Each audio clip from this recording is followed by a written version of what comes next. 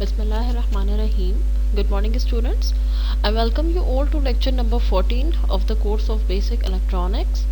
In today's lecture, we are going to continue with the operation of MOSFETs. So let's begin. This lecture is actually in continuation to the last lecture. If you can recall what we did previously, we applied a gate voltage to the MOSFET. We applied a source voltage to the MOSFET. We also applied a drain voltage to the MOSFET. The gate voltage was majorly applied to create the conducting channel. However, when we kept both the source and the drain regions at the same voltage, at the same potential, there was no potential difference between the source and the drain, and hence no current was flowing. These all are the details of the last lecture. So now what we are going to do today is one more thing is, on this drain terminal we applied voltages ranging from 0 to around 300 millivolt. We increase the voltage in chunks of 50 millivolt with a difference of 50 millivolt. Then we increase it to 100 millivolt, 150, 200, 250 and 300 millivolt. पता हमें ये चला था that in all these cases when we kept the drain voltage very small, the current of the MOSFET was increasing linearly with the increased gate voltage as long as we were increasing the gate voltage to a maximum of 300 millivolt. जब तक हमने gate voltage को 50 millivolt के span से बढ़ा रहे थे और मैक्सिमम वोल्टेज 300 मिलीवोल्ट यानी मैक्सिमम वोल्टेज भी हमने बहुत कम ही रखा था, इन दैट केस हमें पिछले उसमें नज़र आया था कि आईडी करंट जो था वो ड्रेन वोल्टेज के साथ साथ लीनियरली बढ़ता जा रहा था, और हमने ये कहा था कि वो मॉसफेट का बेसिकली ट्रायोड रीजन है where the MOSFET's drain voltage and the drain current remain proportional to each other. Now what we are going to do, we are going to increase the voltage on the drain terminal. Starting point इसका वही है जो कि पिछले circuit में था. For example कि मैंने 0 50 मिली वोल्ट 100 मिली वोल्ट करते करते 300 मिली वोल्ट किया, फिर मैंने फर्दर मज़ीद ड्रेन वोल्टेज को इंक्रीज़ करना शुरू किया. मैं 1 पे ले गई, 2 पे ले गई, 3 पे ले गई, 4 पे ले गई, और फिर मुझे देखना है कि बेसिकली इन वोल्टेजेस को इतनी रेंज में बढ़ाने से रिजल्ट क्या आ रहा है. अच्छा, एट दिस टाइम अगेन हमने ये अज्यूम किया हुआ है कि the voltage at the gate is 4 volt, the threshold voltage for the MOSFET is 1 volt. अब देख लें कि थ्रेशोल्ड वोल्टेज की वैल्यू 1 वोल्ट है and the gate voltage is 4 volt. इसका मतलब है this is the voltage, minimum voltage required for the creation of channel. ठीक है, गेट वोल्टेज अगर इतना भी होता तो चैनल बना हुआ होता. However the value of the gate voltage is 4. It is larger than the value of the threshold voltage. जब गेट का वोल्टेज थ्रेशोल्ड वोल्टेज से ज़्यादा होगा, it means that a deep channel has already been created inside the MOSFET. ठीक है, तो मुझे ये पता चला कि इस गेट वोल्टेज के ऊपर एक डीप चैनल मौजूद है. थ्रेशोल्ड का वोल्टेज चूँकि 1 था, उससे ज़्यादा वोल्टेज गेट पे है, तो डेफिनेटली चैनल भी आपका डीप होगा. अच्छा, now what we are going to see over here is that we are going to divide the structure of the MOSFET into two parts. Over this part, two voltages are appearing. One is the gate voltage and other is the source voltage. यानी कि on the left hand side two voltages are taking control of the left side. एक है gate voltage, दूसरा है source voltage. अच्छा, similarly on the right hand side there are two voltages which are controlling the total voltage on this side. One is the gate drain voltage and other is the gate voltage. Please note कि by mistake ये gate voltage जो है वो मुझसे इस corner पे बन गया. It should have been here in the middle of the MOSFET. This terminal should have been here, middle में होना चाहिए था कि दोनों के ऊपर इसका basically effect होता. ये बेख्याली में मुझसे यहाँ इधर बन गया. Okay, so now we can see कि इन दोनों इस एंड के ऊपर लेफ्ट साइड के ऊपर गेट और सोर्स वोल्टेज इफेक्टिव हैं, राइट साइड के ऊपर गेट और ड्रेन वोल्टेज इफेक्टिव है. मैंने क्या किया कि गेट और सोर्स वोल्टेज का नेट इफेक्ट निकाला. नेट इफेक्ट मैंने क्यों निकाला कि मैं देखना चाह रही हूँ कि इस साइड के ऊपर जो नेट वोल्टेज क्रिएट हो रहा होगा वो गेट और सोर्स वोल्टेज का डिफरेंस क्रिएट हो रहा होगा. तो so I try to calculate the net voltage on left hand side of the MOSFET. Similarly, I tried to calculate the difference of the gate and drain voltage on the right side of the MOSFET. अब हो क्या रहा है देखिए MOSFET के source के ऊपर का जो वोल्टेज है वो तो आप चेंज नहीं कर रहे, it will remain zero throughout. We are actually changing the drain voltage. तो सपोज करें for current scenario if the gate voltage is 4 volt, gate का वोल्टेज 4 है और सोर्स वोल्टेज 0 है, तो नेट वोल्टेज लेफ्ट साइड पे कितना हो गया, 4 वोल्ट हो गया. ठीक है, फाइन. इसी तरह स्टार्ट में ड्रेन वोल्टेज कितना था, बेसिकली 0 था. अब हम क्या कर रहे हैं कि ड्रेन वोल्टेज को ग्रेजुअली बढ़ा रहे हैं 50 मिली वोल्ट, 100 मिली वोल्ट. तो मैं हर ड्रेन वोल्टेज के लिए इस तरीके से 4 माइनस द ड्रेन वोल्टेज, फिर 4 minus the drain voltage, 4 minus the drain voltage calculate करती चली गई. हो क्या रहा है कि जैसे जैसे मैं ड्रेन के साइड का वोल्टेज बढ़ाती चली जा रही हूँ, गेट और ड्रेन के वोल्टेज में नेट वोल्टेज में कमी आती जा रही है. जब ड्रेन का वोल्टेज 0 था तो 4 वोल्ट था. जब ड्रेन का वोल्टेज मैंने 50 मिली वोल्ट किया तो जो नेट वोल्टेज इस साइड पे अपीयर हो रहा था वो बेसिकली 3.95 था. जब मैंने ड्रेन के वोल्टेज को 100 मिली वोल्ट कर दिया था, so this voltage had reduce to 3.9. उस वक्त यहाँ का नेट वोल्टेज राइट साइड का it had been reduce to 3.9 volt. Similarly, when I increase the drain voltage to the highest value of the last lecture 300 millivolt पे मैं जब ले गई थी तो वोल्टेज उस वक्त नेट 3.7 हो चुका था on the right hand side. अब हुआ क्या, देखें मॉसफेट के अंदर ये जो चैनल यहाँ पे मौजूद है, चैनल यहाँ पे इसलिए मौजूद है कि चैनल के हर एक जर्रे के ऊपर, हर एक पॉइंट के ऊपर जो वोल्टेज होगा, जब भी वो थ्रेशोल्ड से ज़्यादा होगा तो चैनल उस पॉइंट पे मौजूद होगा. अगर स्पेसिफिकली उस एक पॉइंट से भी चैनल हट सकता है उस वक्त कि अगर उस स्पेसिफिक पॉइंट के ऊपर गेट और ड्रेन का जो नेट वोल्टेज है वो थ्रेशोल्ड से नीचे चला जाए. दोबारा से बता रही हूँ कि चैनल जो यहाँ मौजूद है इसलिए मौजूद है कि चैनल के हर एक पॉइंट के ऊपर थ्रेशोल्ड से ज़्यादा वोल्टेज है. अगर चैनल के किसी एक पॉइंट पे किसी भी वजह से वोल्टेज थ्रेशोल्ड से गिर जाएगा, कम हो जाएगा, रिड्यूस हो जाएगा, तो उस पॉइंट का चैनल गायब हो जाएगा, ख़त्म हो जाएगा. तो जैसे जैसे मैं ड्रेन वोल्टेज को बढ़ाती जा रही थी, जब तक कि मैं 300 मिली वोल्ट तक बढ़ा रही थी, तब तक तो देखें सोर्स वोल्टेज को देख लें, सोर्स वोल्टेज तो आप बढ़ा ही नहीं रहे, तो इस साइड के ऊपर जो चैनल है वो हमेशा इतना ही रहेगा 4 माइनस 0, 4 वोल्ट की मुनासबत से. लेकिन जब आप ड्रेन का वोल्टेज बढ़ा रहे हैं तो क्या हो रहा है कि पहले 0 था, पहले जो चैनल था वो 4 वोल्ट की मुनासबत से था. अगले स्टेप में जब मैंने ड्रेन वोल्टेज को 50 मिली वोल्ट किया तो चैनल अब जो बना होगा वो 3.95 वोल्ट की मुनासबत से बना होगा. अब 4 में और 3.95 वोल्ट में if you see there is not much difference. भाई 50 मिली वोल्ट का डिफरेंस इज नथिंग. तो यहाँ का चैनल और इस साइड का चैनल 4 वोल्ट का रफली हमें बराबर ही नजर आ रहा था. मजीद I increase the drain voltage to 100 milli volt. अभी भी जो वोल्टेज आया वो कितना आया, 3.9. 3.9 is still very much close to 4. तो यहाँ का चैनल अभी भी उतना ही नजर आ रहा है तकरीबन जैसे कि 4 वोल्ट का होता है, क्योंकि 3.9 और 4 में कोई बहुत ज्यादा डिफरेंस नहीं है. अभी तक जो वोल्टेज चल रहे हैं ये कौन से वोल्टेजेस हैं, these are those voltages which we applied in the last class. ये सारे ट्रायोड रीजन के वोल्टेजेस चल रहे हैं. अच्छा, मैं 100 से बढ़ाते बढ़ाते इस आखिरी वाले लास्ट लेक्चर के हाईएस्ट वोल्टेज पे आ गई 300 मिली वोल्ट. 300 मिली वोल्ट भी इवन जब मैंने अप्लाई किया तो the net voltage appeared available on the right hand side of the MOSFET is 3.7. और 3.7 और 4 में भी कोई इतना बहुत डिफरेंस नहीं है कि मैं कहूँ कि चैनल में यहाँ कोई चेंज नजर आए. नाउ व्हाट हैपेंस, अब मैंने एकदम से gradual I have taken a jump और now I have increased the drain voltage to 1 volt. This results in the net drain voltage available on the right hand side of the MOSFET as 3 volt. इसने क्या voltage left over किया, 3 volt left over किया right hand side के ऊपर.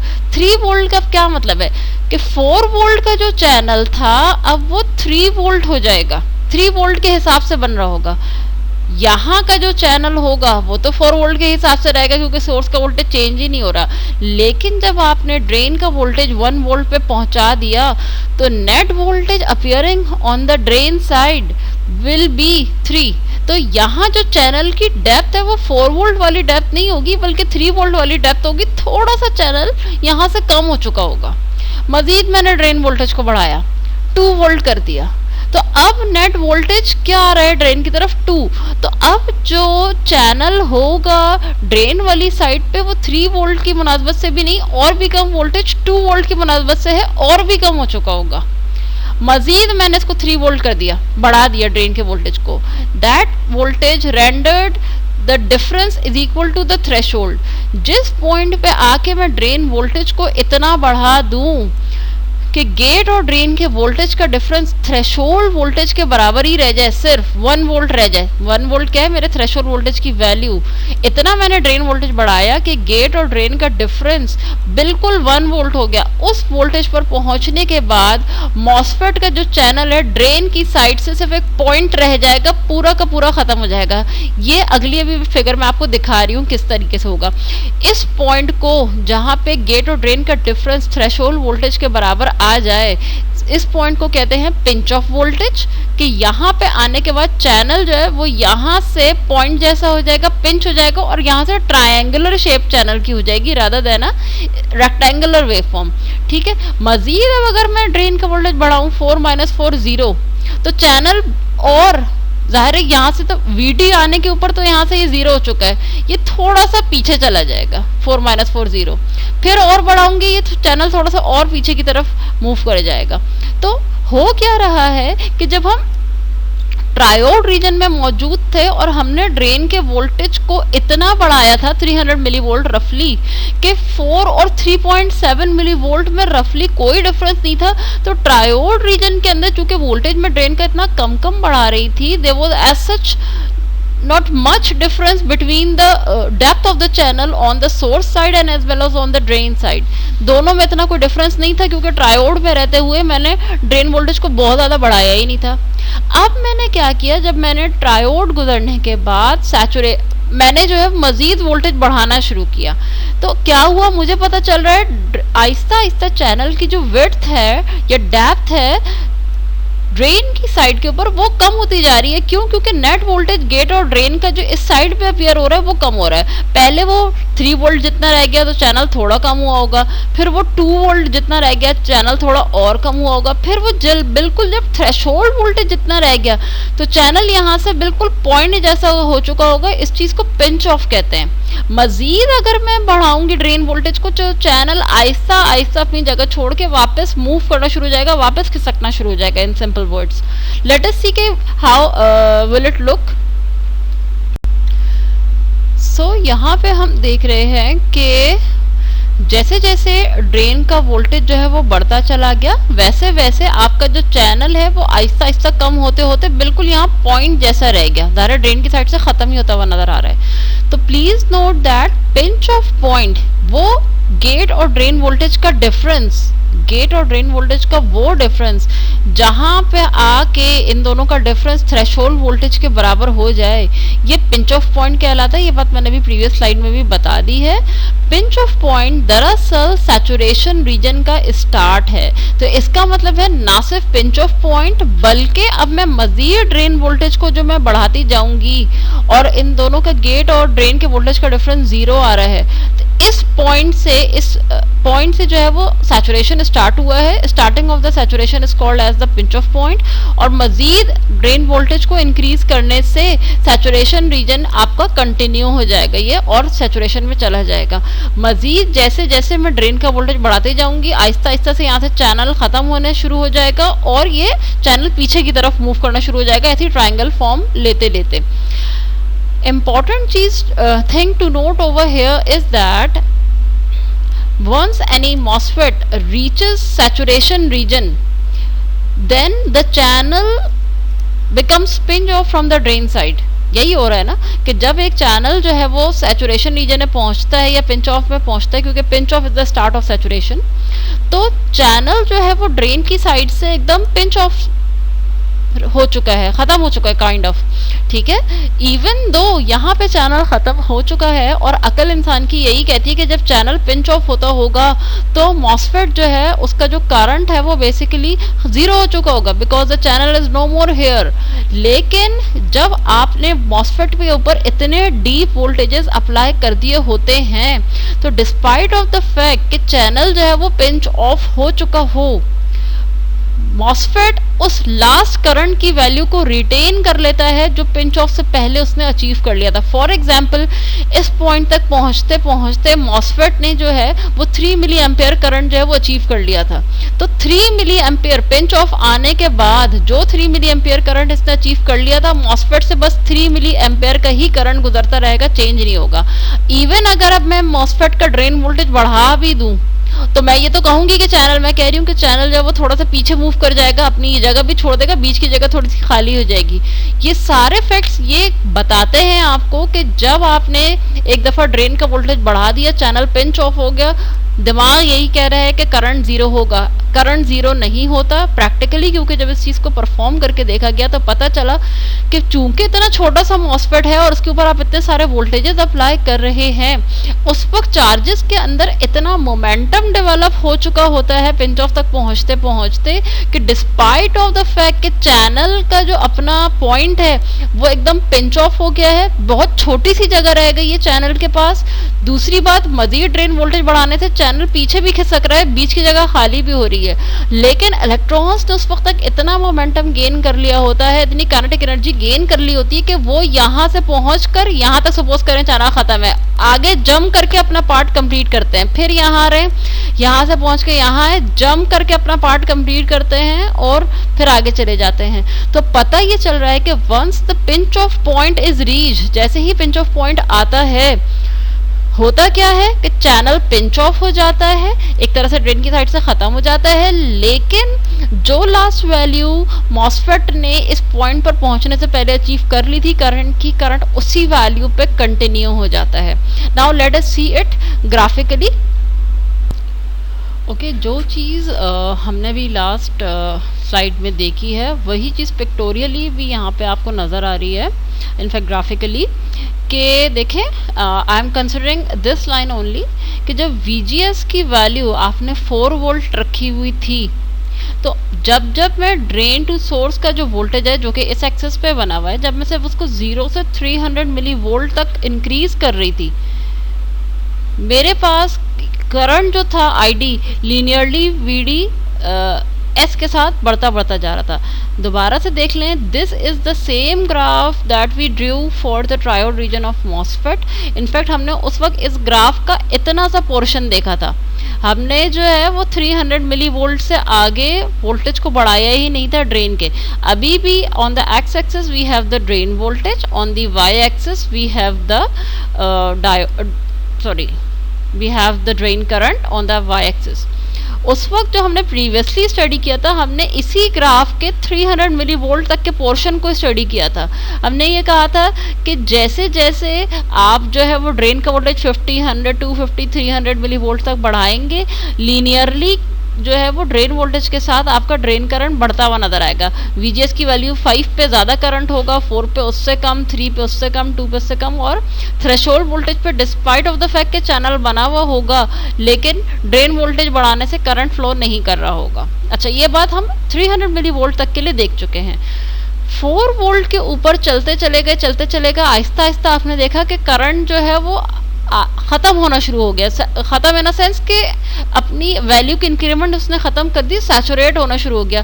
और एक point ऐसा आया, किस पे आया कि 3 वोल्ट के ऊपर आके ये चैनल इसका पिंच ऑफ हो गया, यहाँ से इसका सैचुरेशन रीजन स्टार्ट हो गया, आगे सैचुरेशन रीजन चलता रहा जितना भी मैं ड्रेन वोल्टेज चलाते गई। सिमिलरली हमारे पास जो थ्रेशोल्ड वोल्टेज की वैल्यू है इस मॉसफेट के लिए याद रखिएगा 1 वोल्ट है। तो ये जब मैंने गेट पे 3 वोल्ट दिया तो चलता चला गया, ये लीनियरली यहाँ से यहाँ तक करंट बढ़ता चला गया आपका। ये जो आपका चला यहाँ से यहाँ तक ड्रेन वोल्टेज के हिसाब से लीनियरली करंट चलता चला गया। 2 वोल्ट पे आके यहाँ पे इसका पिंच ऑफ आ गया। जब गेट वोल्टेज आपने 3 रखा तो पिंच ऑफ आ गया 2 वोल्ट पे, क्योंकि 3 माइनस 2 1 वोल्ट थ्रेशोल्ड वोल्टेज की वैल्यू आती है। इस पॉइंट पे आके इसका पिंच ऑफ हो गया, आगे ये सैचुरेशन में चलता गया। और ये नोट करने की बात है कि यहाँ आकर इसने जो वैल्यू अचीव की थी यही वैल्यू आगे इसने कांस्टेंट कर ली। ठीक है, यहाँ पिंच ऑफ पे इसने जो वैल्यू अचीव कर ली थी यही आगे सैचुरेशन में चलती चली गई। 5 वोल्ट है, 5 वोल्ट के अंदर भी करंट इस तरीके से लीनियरली बढ़ता चला गया अप टिल 300 मिली वोल्ट चलता चला गया। और आपको नजर आ रहा है कि करंट सैचुरेट हो रहा है। करंट एंड में आके जैसे ही सैचुरेट हुआ, जिस पॉइंट के ऊपर आके, ठीक है, ये 5 में तकरीबन 4 वोल्ट के ऊपर सैचुरेट होगा। इस पॉइंट पे जो लास्ट वैल्यू थी वही आगे कंटिन्यू चली गई and so on for other values. तो पता ये चल रहा है कि एक ही फिनोमेना चल रहा है, वो ये कि आप ड्रेन वोल्टेज को बढ़ा रहे हैं।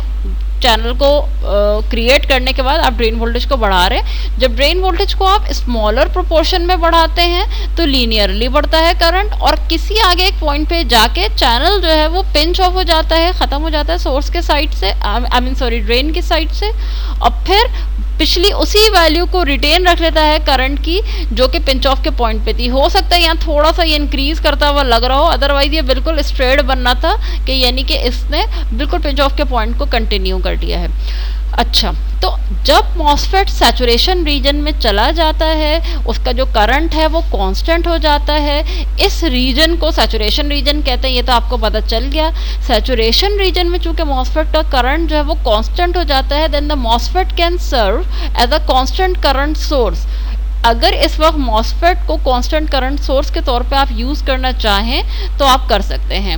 दूसरी बात ये कि सैचुरेशन रीजन में ही रहते हुए मॉसफेट जो है एक एम्पलीफायर का काम भी सरअंजाम दे सकता है। It can work as an amplifier and it can help us to amplify voltage waveforms. Voltage waveform छोटे से एम्पलीट्यूड की 20 मिली वोल्ट की ऑप-एम्प पे इस मॉसफेट पे मैं दूँ 20 मिली वोल्ट की वेव फॉर्म, साइन वेव, वो मुझे उसको 2 वोल्ट की करके दे देगा। ठीक है, तो पता ये चल रहा है that when any MOSFET enters into the saturation region it can not only provide us a constant current but it can also help us to amplify voltage waveforms through it. It can serve as a voltage amplifier. So now over here we will see the equations for the different modes of MOSFET. Please we will be discussing this first column first. ये जो equation यहाँ पे लिखी हुई है, आप please you can go 2 to 3 slides back and you can see that for the voltage appearing on the drain side I wrote this equation. मैंने ये कहा था कि ड्रेन साइड के ऊपर जो नेट वोल्टेज अपीयर होगा मॉसफेट के वो Vg माइनस Vd होगा। And we discuss that when the difference of the gate and the drain voltage becomes equivalent to Vt threshold voltage, this is the start of saturation region और is called as the pinch off point. ये बात हमने पहले भी discuss की है। ठीक है, सिमिलरली मैंने ये भी कहा था कि जब Vg माइनस Vd का जो डिफरेंस है इन दोनों के वोल्टेजेस का, अगर वो थ्रेशोल्ड से बड़ा आ रहा है तो इसका मतलब है कि वहाँ पर चैनल मौजूद है, और जब चैनल मौजूद है इसका मतलब है ये कंडीशन ट्रायोड को इंडिकेट कर रही है। फिर इसी तरह से हमने ये कहा था कि अगर गेट और ड्रेन वोल्टेज का डिफरेंस मैं निकालूं और ये थ्रेशोल्ड से भी कम आ जाए तो ये पक्का मॉसफेट जो है वो सैचुरेशन रीजन में आ चुका है। बेटर वर्ड पिंच ऑफ से यहाँ पे सैचुरेशन होना चाहिए था। तो अब मैंने क्या किया, चूंकि ये वाली फर्स्ट कंडीशन और ये जो थर्ड कंडीशन यहाँ लिखी है ये दोनों एक्चुअली में सैचुरेशन रीजन को इंडिकेट कर रहे हैं। Therefore what I have done, I have combined the first and the third equation in the last equation. यानी कि मैंने इज इक्वल टू और लेस देन की कंडीशन को मिला के यहाँ less than and equal to का सिंबल लगा दिया। अब मुझे पता चल रहा है कि Vg माइनस Vd चाहे इक्वल टू थ्रेशोल्ड आ जाए या लेस देन थ्रेशोल्ड आ जाए, ये सैचुरेशन या पिंच ऑफ रीजन की बात हो रही है। ठीक है, okay, now we see that this is our equation for the triode region and this is our equation for the pinch off or the saturation region. However, if you open the book CEDRA, you will see that these are not the exact equations of the triode and saturation region given in the book. यानी ये equations book की equation से match नहीं कर रही, इसमें कोई गलती नहीं है, इस इक्वेशन में भी कोई गलती नहीं है, लेकिन इनको बुक के आंसर से मैच कैसे करते हैं। पहले मैं ट्रायोड वाले को ले लेती हूँ। ट्रायोड वाले को लिया मैंने, एग्जैक्ट इक्वेशन कॉपी की, Vg minus Vd is greater than Vt। In the next step, अच्छा ये एक एडिशनल स्टेप आ गया। नेक्स्ट स्टेप में मैंने क्या किया, Vt को मैं इस साइड पे ले गई तो माइनस Vt बन गया, और माइनस Vd को मैं दूसरे साइड पे ले गई, वो प्लस Vd बन गया। लेस देन इक्वल टू के जो साइंस होते हैं they behave in a similar manner as the equal to sign, कि इनके दोनों साइड पे कोई चीज़ ऐड सब्ट्रैक्ट सेम तरीके से कर दी जाए, then this creates no change in the exact equation. तो मैंने क्या किया, Vg माइनस Vt तो लिखा हुआ ही था, Vg माइनस Vt, मैंने इस साइड पे माइनस Vs लगाया, मैंने इस साइड पे भी माइनस Vs लगाया। तो अब मैं Vg माइनस Vs को Vgs लिख सकती हूँ, माइनस Vt ऐसे ही आ गया, और Vd माइनस Vs को मैं Vds लिख सकती हूँ। माइनस Vs दोनों साइड पे ऐड करने से पूरी इक्वेशन में कोई चेंज नहीं आया। ये वो फॉर्मूला है जो ट्रायोड के लिए बुक में लिखा हुआ है। सो वी शुड नो कि ये फॉर्मूला कहाँ से आया। In a similar manner now we know that this is the equation of the saturation और the pinch off region. Please note के इक्वल टू पे ये चीज़ पिंच ऑफ कहलाती है और लेस देन पे ये चीज़ सैचुरेशन कहलाती है। ठीक है, तो Vg minus Vt less than Vd ये आपके पास आ गया। मैंने दोनों स्टेप्स को साथ ही किया, ना सिर्फ मैं मैंने यानी दोनों स्टेप को साथ इसलिए इस तरह से कर दिया कि माइनस Vd को अगले स्टेप में मैं यहाँ ले गई हूँ, और ये वाला जो Vt है वो इस साइड पे ले आई हूँ माइनस Vt करके। एक स्टेप मैंने साथ साथ चेंज भी कर दिया। ठीक है, इसमें भी माइनस Vs लगा दिया, इसमें भी माइनस Vs लगा दिया, इसको Vgs लिख दिया और इसको Vds लिख दिया। ठीक है, तो अब आपके पास जो है वो ये वाली इक्वेशन जो है वो बन गई है for the saturation reason of the MOSFET. ये वही इक्वेशन है जो बेसिकली बुक के अंदर आपके पास अवेलेबल होगी। इम्पॉर्टेंट चीज़ ये है कि जो पिछले पेज पर आपने दो इक्वेशंस पढ़ी हैं ट्रायोड और सैचुरेशन की, वो NMOS के लिए हैं, और NMOS वो वाला ट्रांजिस्टर है जिसके चैनल N टाइप के बने हुए हैं, सबस्ट्रेट P टाइप का है। ठीक है, प्लीज नोट के on the previous page we derived two derivations, I mean one of the triode and one for the saturation region. Both of those equations were for the NMOS, यानी कि N channel MOSFET के लिए थी, जिसका जो source और drain था वो N टाइप का था। अब मैं आपको ये बता दूं कि PMOS अगर हो, यानी कि if you have the N type substrate and you have the source and the drain regions as the P materials, then what will happen? What will be the change? Then the equations for the triode and saturation region will no longer be same. वो वही equation नहीं होंगी जो कि आपने भी पीछे study की हैं, बल्कि PMOS की ट्रायोड की इक्वेशन बेसिकली ये होगी और PMOS की सैचुरेशन की इक्वेशन एक्चुअली में ये होगी। इन इक्वेशंस को जरा पीछे वाली इक्वेशन से मैच जरूर कीजिएगा।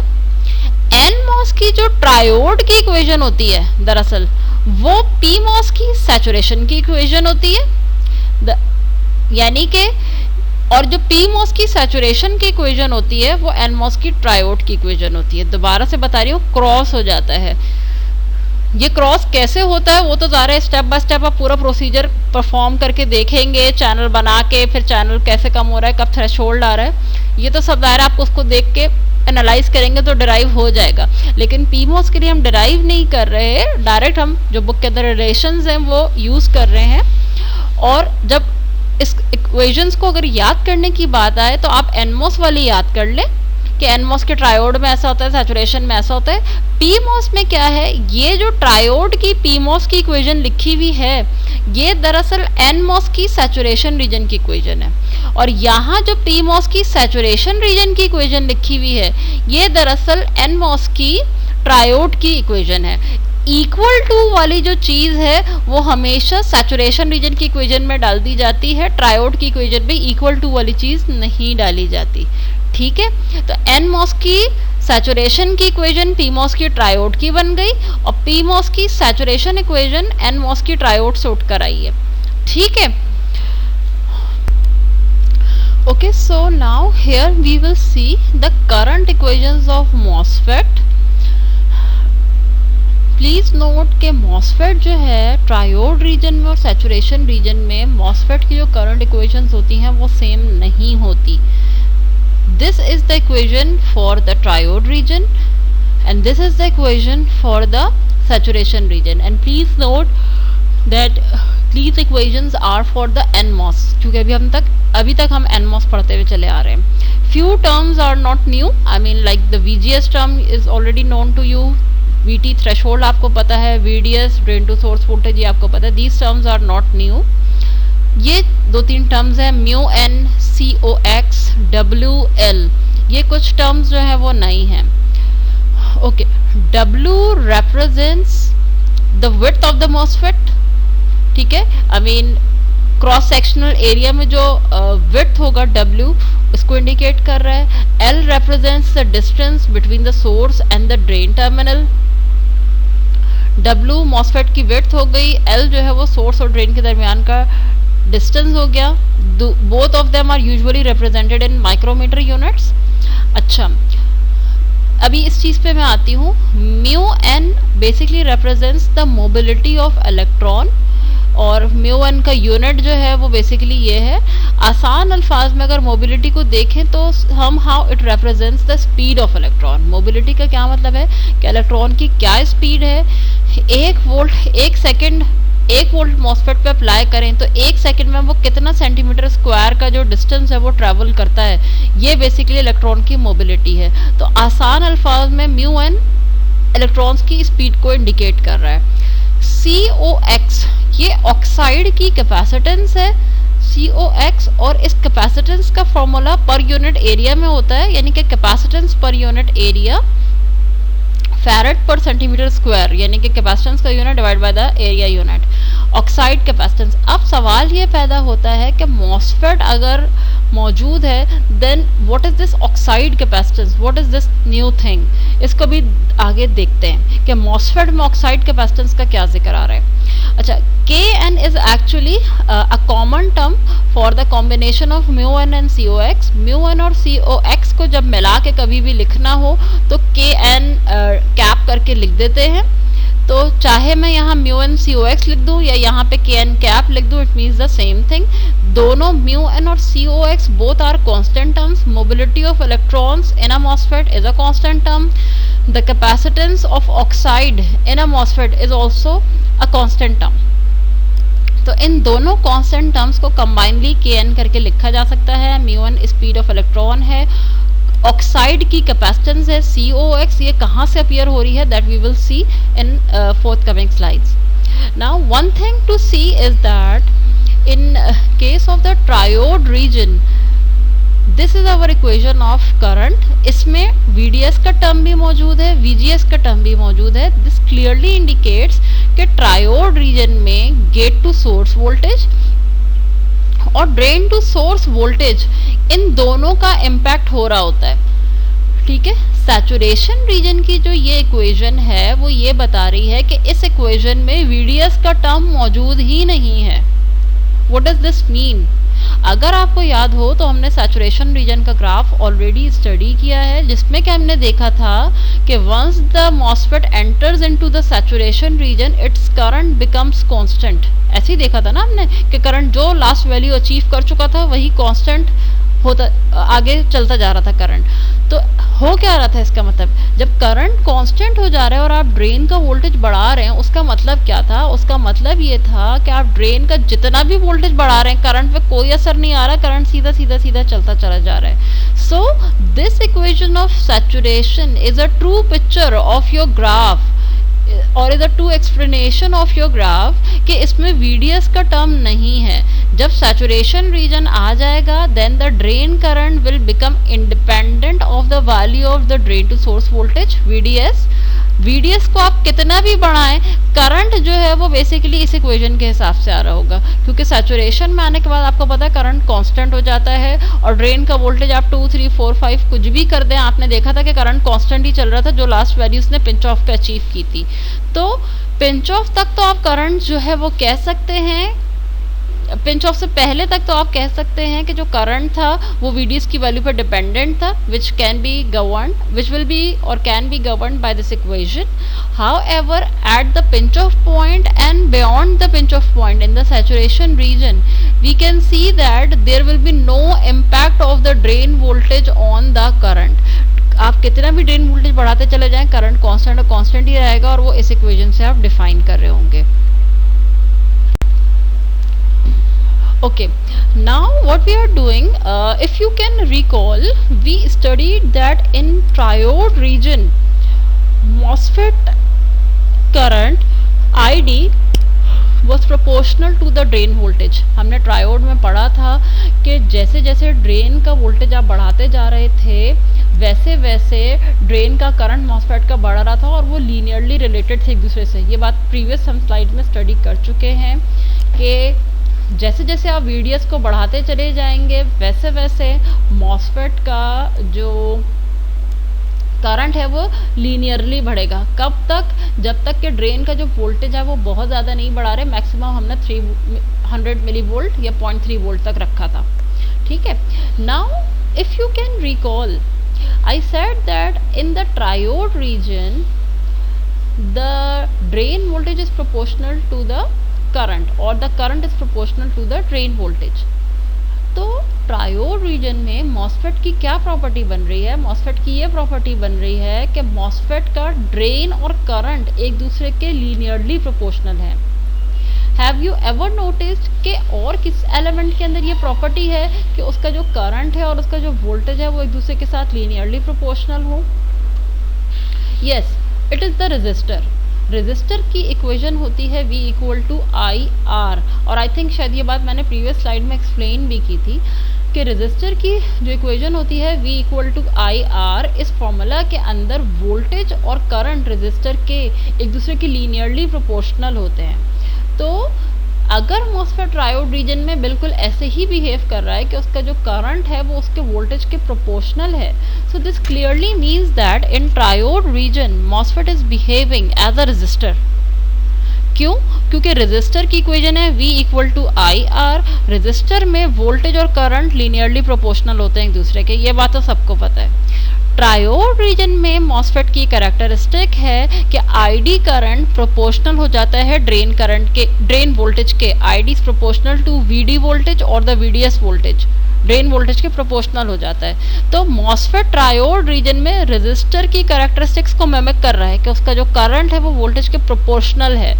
तो ट्रायोड रीजन में मॉसफेट एक रेजिस्टर के जैसे बिहेव कर रहा होता है. मॉसफेट जब ट्रायोड में एक रेजिस्टर के जैसे बिहेव करता है तो उस रेजिस्टेंस की वैल्यू आप कैसे फाइंड कर सकते हैं कि भाई ये मॉसफेट ट्रायोड रीजन में है और ये एक रेजिस्टर के तौर पे बिहेव कर रहा है. मैं उस रेजिस्टेंस की वैल्यू कैसे फाइंड करूँ? ये कितनी रेजिस्टेंस दे रहा होगा जब ये ट्रायोड में होगा? So here is the formula. If you notice, this is the equation of the triode region current.